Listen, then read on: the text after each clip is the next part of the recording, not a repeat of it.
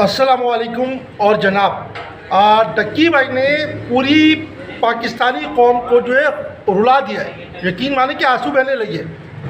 सरफराज चौधरी साहब जिन्होंने डक्की भाई को उठाया था, लोगों के नज़र में वो विलन बन जाते हैं और डक्की भाई जो आवाम जिन्होंने डक्की भाई की कभी वीडियो भी नहीं देखी थी वो हीरो बन जाते हैं।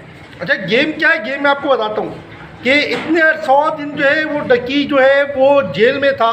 सही है, अब जाहिर सी बात है कि उसको कोई मंजन चूरन यानी कि कंटेंट तो बेच रहा था। उसने ऐसा इमोशनल होकर एक्टिंग करके लोगों को स्टोरी सुनाई कि लोग जो ने धड़ाधड़ क्लिक किए हैं और डक्की भाई ने एक दिन के अंदर लगभग कुछ नहीं तो 50 लाख रुपये कमा लिए। ये और हमारी फारिग आवाम उस पर जो है वावेला कर रही है। एक बात तो ये कि ये लोग ये क्यों नहीं सोचते कि ये माशरे की जो अखलाकी इक़दार है उसको ये यूट्यूबर्स गिरा रहे। बाकी जो यूट्यूबर्स हैं वो क्यों नहीं उठते मेरे भाई? ये जब आप माशरे में फाशी बेहयाई उरियानी फैलाओगे तो ये तो होना है। और मैं आपको इस पर एक कहानी सुनाता हूँ। कहानी बड़ी इंटरेस्टिंग है ना।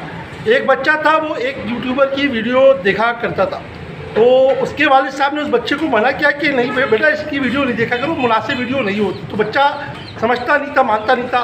तो उसके अब्बा ने प्रैक्टिकल करके दिखाया कि ये देखो, अगर इसकी वीडियो देखोगे तो तुम्हारे साथ भी यही हो जाएगा।